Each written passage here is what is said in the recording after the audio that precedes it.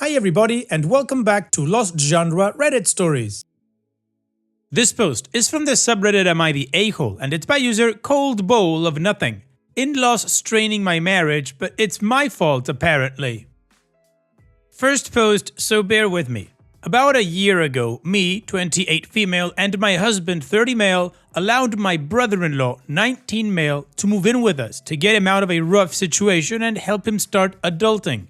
This was about May of last year. I agreed to have him move in with the promise from brother-in-law and husband that it was only going to be a couple of months until brother-in-law found a roommate to move out with. He is also to pay some rent monthly as he has a full-time job now, keep his area clean, and help out around the house. Keep in mind I have 2 children under the age of 5 and also work, and I'm still the housekeeper. This means I also do cleaning, cooking food, etc. while my husband also works about 60 hours a week. Fast forward those couple of months. No luck in finding a roommate. Brother-in-law still is living with us. Okay, he's young. I'm just gonna give him some more time to figure this out. I'm trying to be understanding and gracious as I also had some help getting on my feet at this age. I have confronted brother-in-law a few times asking, "So, how is the roommate search going? You found an apartment yet?" Only to be answered with shrugs and "I don't know."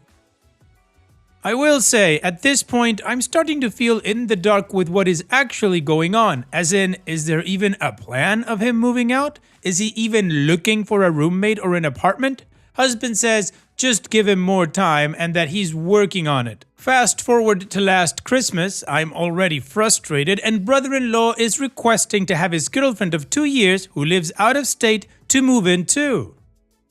They promise that she has a job and they will move out in 1 month. I tell my husband that I'm not comfortable with it as brother-in-law was not supposed to be here at this time in the first place. Husband says I'm overreacting and starts making comments of making me sound like I don't care about his family. Angry, I just shut down and keep my mouth shut to avoid the argument. My next mistake. The girlfriend moves in and surprise, surprise, doesn't have a job and claims she's been looking for one for 3 months now since living under my roof. Fast forward to now, rent is not being paid anymore, the cleaning of their own areas has stopped, and there has been absolutely no trying to find a way to move out of my home. I've quit asking brother-in-law questions to keep myself from being furious and directed the question towards my husband. At this point, I'm done trusting that my husband has any plan or control in this whole situation, which is driving me insane. Anytime I bring it up to my husband, I'm met with hostility and accusations of just wanting to throw his family out on the street and that I shouldn't be upset with this because I agreed to it. Agreed to what? Yes, I agreed to brother-in-law moving in for a couple of months. Yes, I graciously gave him extra time to figure things out. At this point, I no longer feel comfortable in my own home and every day me and my husband argue about it, which always turn into very ugly outcomes. We don't even sleep in the same bed anymore. I'm annoyed that I've been conned into taking on 2 grown adults while trying to raise my own family. I'm angry that I'm being made out to be the bad guy when all I wanted was to be helpful. I don't know what to do anymore. I guess my main question to the Reddit world is, am I the a-hole because I let this all happen in the first place? Of course you're not the a-hole OP. You were trying to help, as you say. You were giving somebody a hand up and they've completely taken advantage of you and your husband refuses to do anything about it. He should have been the one checking in with his brother, making sure he was actually doing something to move his life forward. And it's absolutely understandable that this would put a strain on your marriage. The sad part is that apparently any conversation you do try to have with him goes nowhere and you're already sleeping in a different bed. So if I was in your situation, OP, and seeing that your husband refuses to do anything about it, I would. First thing I do is check with a lawyer if you have the possibility to evict them. I don't know because they've been with you for a long time now. The other thing is I'd give your husband a chance to try to save his marriage by going to counseling or getting some help and doing something about things, but if he refuses, then I'd start working on an exit plan. Your husband's main responsibility should be you and the kids. Everything else, including his brother, comes second. What do you guys think? Let me know in the comments section, and now let's check out the community comments. Icy Doctor 23 says, you have a husband problem. Get into marriage counseling. Find alternate housing for you and the kids. Now, if counseling doesn't work, take your kids and visit family or friends for a couple of weeks and let him sort it out with his brother and tell him the condition that you will return home is when they are gone or you won't return and you can divorce. Noello says, not the a-hole, but that sounds like a terrible situation. Something you may not have considered. If the girlfriend or the brother-in-law go the legal route because they have been there that long, they could actually fight being evicted. Your husband is the a-hole in this case. Tell him he has to clean up their area, make their dinner, etc. Any food they eat should come out of his spending money. JRM1102 says, not the a-hole. You were nice to offer to help him out, not an a-hole. But you've been more than accommodating. Your husband needs to step up and handle this. Outlandishness OK 790 says, it is your fault. You allowed yourself to get into this situation because you have no backbone and you're allowing yourself to be treated like a welcome mat. You need an adult meeting with the four of you. You need a timeline of when these adults are leaving your home. If your husband doesn't support this, you need a timeline of when you're removing yourself and your children from this environment. You need to follow through. You're not the a-hole though. And OP responds, thanks for the honesty. I do feel it is my fault for allowing it to go this far without any real action on my part. I guess this is a learning opportunity for me to not internalize my feelings until it's too late. Rod Harrod 5399 says, move out. Your husband let two freeloaders interrupt your marriage and home. Let them all fend for themselves. Get out. And Background System 726 says, not the a-hole. Your husband is for letting his brother stay and not making him abide by the terms of his agreement. He should be demanding that they find their own place and while they're there, handle the rent, the cleaning up and all of the things that they're supposed to do. You shouldn't have folded on the girlfriend issue, but I understand how tiring it must have been for you to keep arguing with your husband. You two need to go to a public space, restaurant, park, etc. and have a calm conversation. Write it all down if you need to. Set your boundaries. They need to be gone in say 30 days or and fill in the blank. And whatever the fill in the blank is, you need to do that thing. If it's I'm going to leave you, get my own place and file for divorce. If it's I'm moving back home with my family of origin, if that's a possibility. Or I'm moving in with my best friend. Whatever it is, you follow through with that no matter what if they are not gone. Good luck, and I hate that your husband is being such an a-hole to you.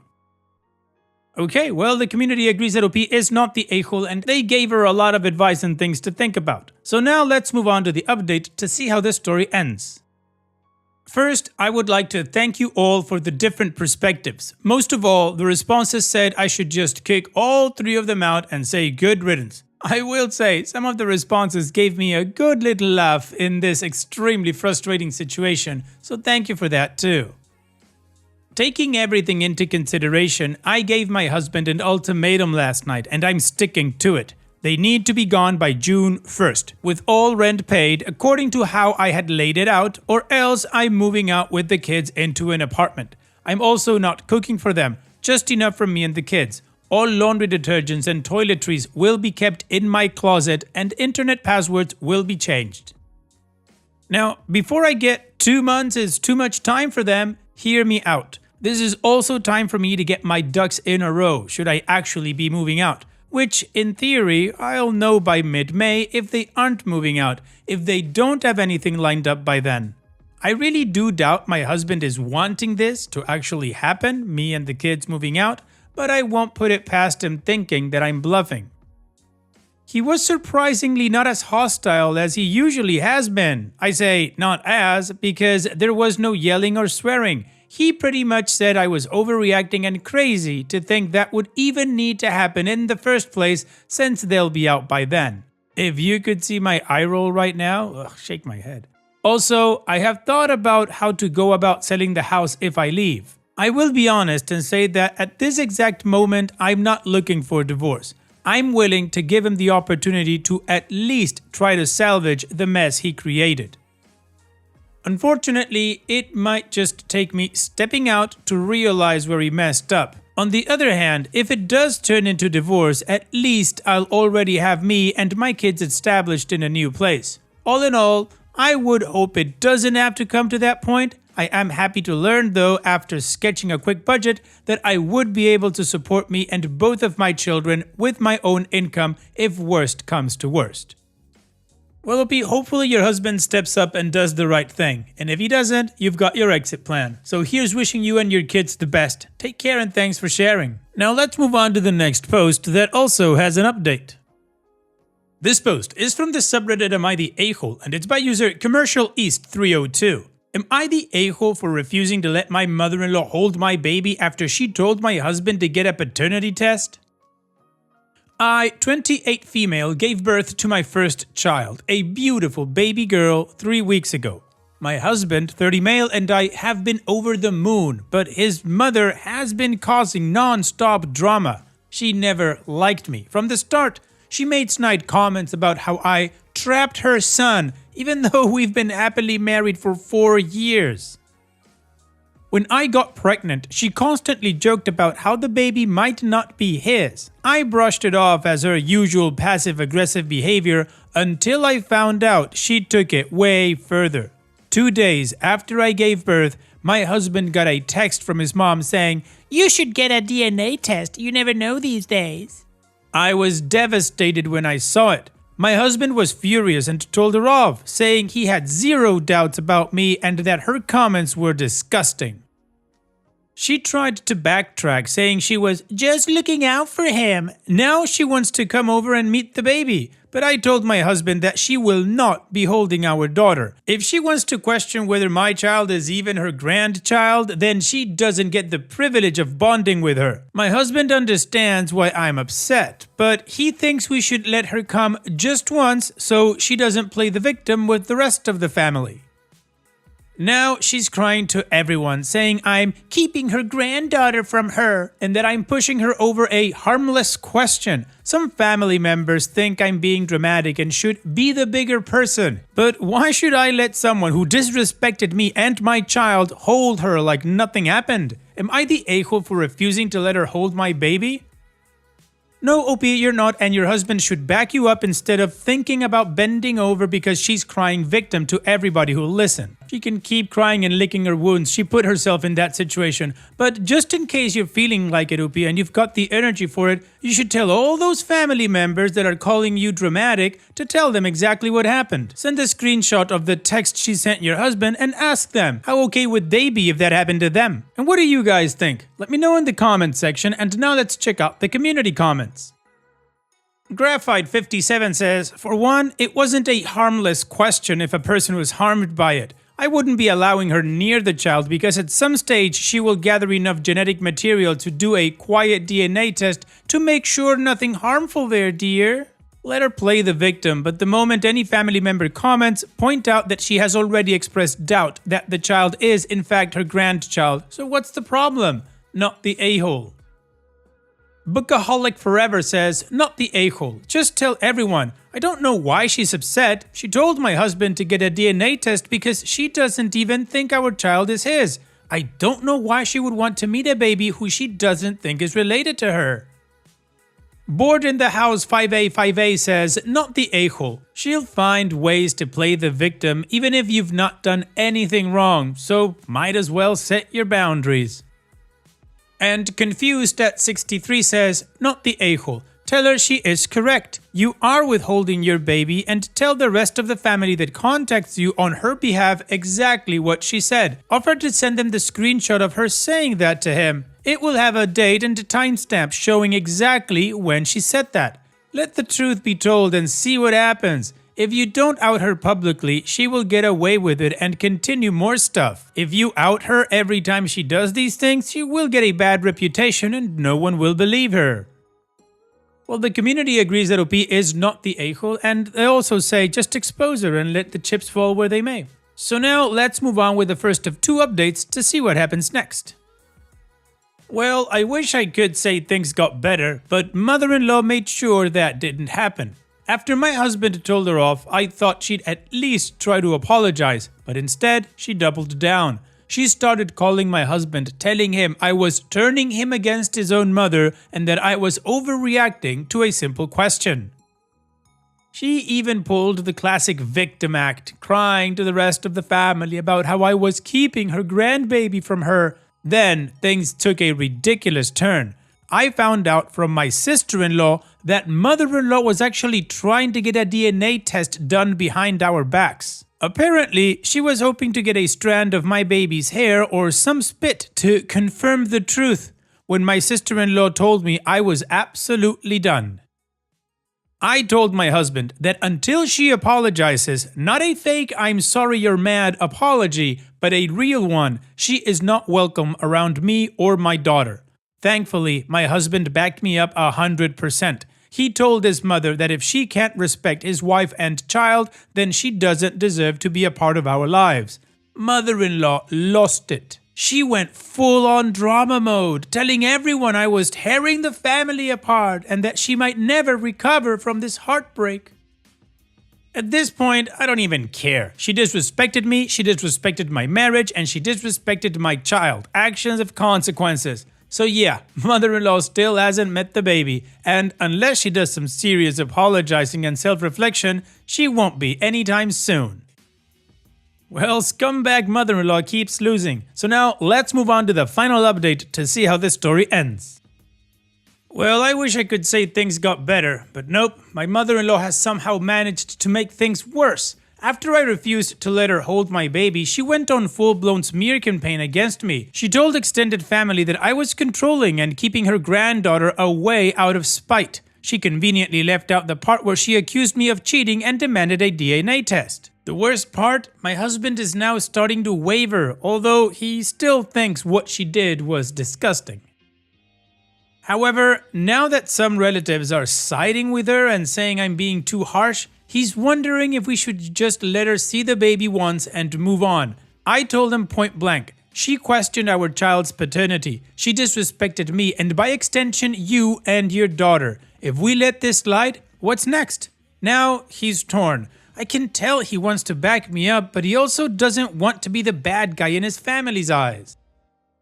I don't care about being the villain in mother-in-law's story, but I do care about my husband having my back. So now I'm wondering, am I fighting a losing battle here? Is this the hill I should die on? Because right now, it feels like mother-in-law is winning by playing the victim and I'm the one being treated like the unreasonable one. Well, OP, I would say this is definitely a hill to die on and your husband should back you up. So stay strong, OP, and here's wishing you the best. Take care and thanks for sharing. And now let's finish this video with a mood booster post. This post is from the subreddit Malicious Compliant and it's by user Yakusaka. You authorized it, you take the fall.